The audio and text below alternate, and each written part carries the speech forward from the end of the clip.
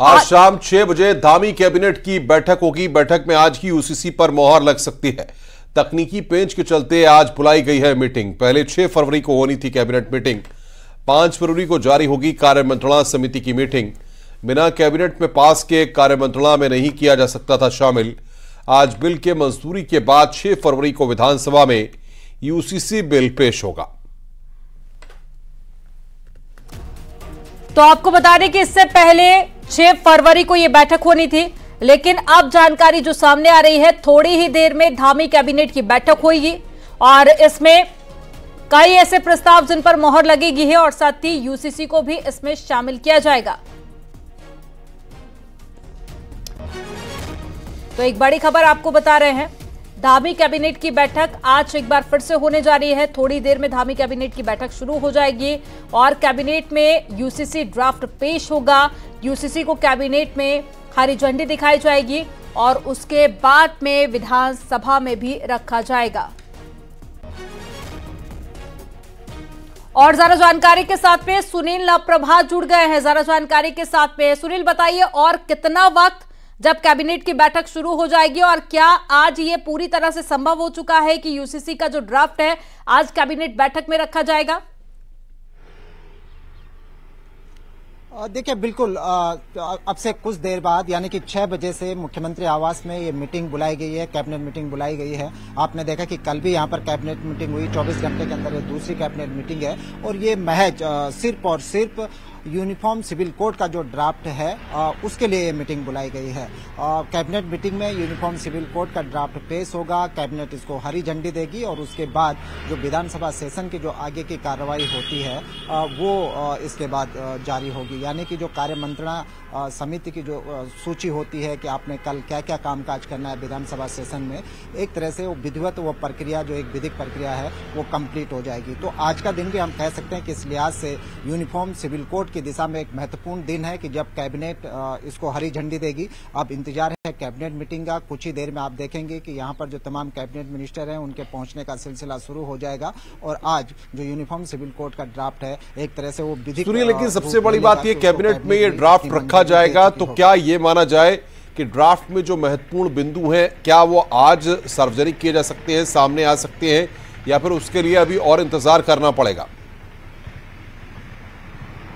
देखिए अनुपम, जब ये कैबिनेट में रखा जाएगा तो कैबिनेट के सभी मेंबर्स को यानी कि मंत्रियों को मोटे तौर पर इसकी ड्राफ्टिंग को बता दिया जाएगा कि यूनिफॉर्म सिविल कोड है क्या, इसमें कौन कौन से प्रावधान है, उनको ब्रीफ कर दिया जाएगा। हो सकता है कि उनको ड्राफ्ट की एक कॉपी भी कैबिनेट मंत्रियों को दे दी जाए, लेकिन ये डिस्क्लोज नहीं किया जाएगा, यानी इसकी ब्रीफिंग नहीं होगी क्योंकि कल से विधानसभा सेशन शुरू हो रहा है और एक प्रक्रिया है कि जब भी विधानसभा सेशन शुरू हो उससे पहले जो भी कैबिनेट हो या जो भी ऐसे बड़े डिसीजन हो वो सार्वजनिक नहीं किए जाते। तो आप ये तय मानकर चलिए कि अभी जो कैबिनेट मीटिंग होगी सिर्फ इतनी सूचना आएगी कि जो यूनिफॉर्म सिविल कोड का जो ड्राफ्ट था उसको कैबिनेट ने मंजूरी दे दी है, लेकिन इस ड्राफ्ट में क्या क्या था इसके लिए अभी हमें विधानसभा सेशन में जब बिल टेबल किया जाएगा तब तक का इंतजार करना यानी कि थोड़ा और इंतजार करना होगा ये जानने के लिए कि यूसीसी में आखिर है क्या क्या चीजें जो कि ऐड की गई हैं। और चलिए खबरों में आगे बढ़ेंगे। मौलाना तौकीर रजा ने प्रेस कॉन्फ्रेंस की है और कहा है कि ज्ञानवापी पर बेईमानी की जा रही है, मस्जिद को जबरदस्ती हथियाने की कोशिश की जा रही है और साथ ही कहा कि मैं अपील अपने मुसलमान भाइयों से करना चाहता हूं कि अपनी अपनी जगह और अपने अपने प्रदेशों में जेल भरो आंदोलन की शुरुआत करें। तो एक बार फिर से विवादित बयान दिया गया है तौकीर रजा की तरफ से और साथ ही उन्होंने लोगों को भड़काने की कोशिश की है और साथ ही युवाओं को भड़काने की ये जो साजिश है इसके तहत ये भड़काऊ बयान दिया गया कि जेल भरो आंदोलन की शुरुआत करने की वो लोगों से। मस्जिद का हम जिक्र भी नहीं करना चाहते, लेकिन ज्ञानव्यापी के बाद से बाबरी मस्जिद का जिक्र दोबारा शुरू होना हुआ है। हम ज्ञानव्यापी का जिक्र नहीं, हम बाबरी मस्जिद का जिक्र नहीं करना चाहते, सिर्फ इसलिए कि कानून हमारा और हमारे देश की अदालतें बदनाम होती हैं। बाबरी मस्जिद के सिलसिले में जो बेईमानी की हमने सब्र कर लिया कि किसी सूरत से फसाद खत्म होना चाहिए। इस अन्याय को हमने इसलिए बर्दाश्त किया कि हम अपने मुल्क में फसाद नहीं चाहते थे। वही अन्याय, वही जुल्म, वही ज्यादती, वही बेईमानी अब ज्ञानव्यापी के साथ करने जा रहे हैं ये लोग। सरकार के दबाव में अदालत काम कर रही है। अदालत ये साबित करे कि अदालत में इंसाफ हो रहा है। अदालत को अपना वजूद दिखाना है। अदालतों को अपना वजूद दिखाना है कि वो ईमानदारी का फैसला करते हैं या बेईमानी का फैसला करते हैं। बेईमानी का फैसला अगर नहीं किया गया था तो इनामात कैसे ले लिए, कैसे राज्यसभा के मेंबर बन गए, कैसे गवर्नर बन गए। बुलंदशहर में पुलिस की बदमाशों से मुठभेड़ हुई है। मुठभेड़ में 25,000 का इनामी सचिन गिरफ्तार हुआ है।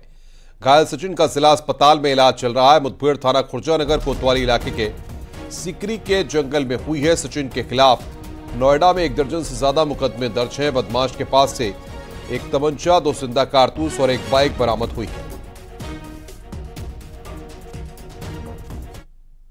और यहां पर वक्त हो गया एक छोटे से ब्रेक का।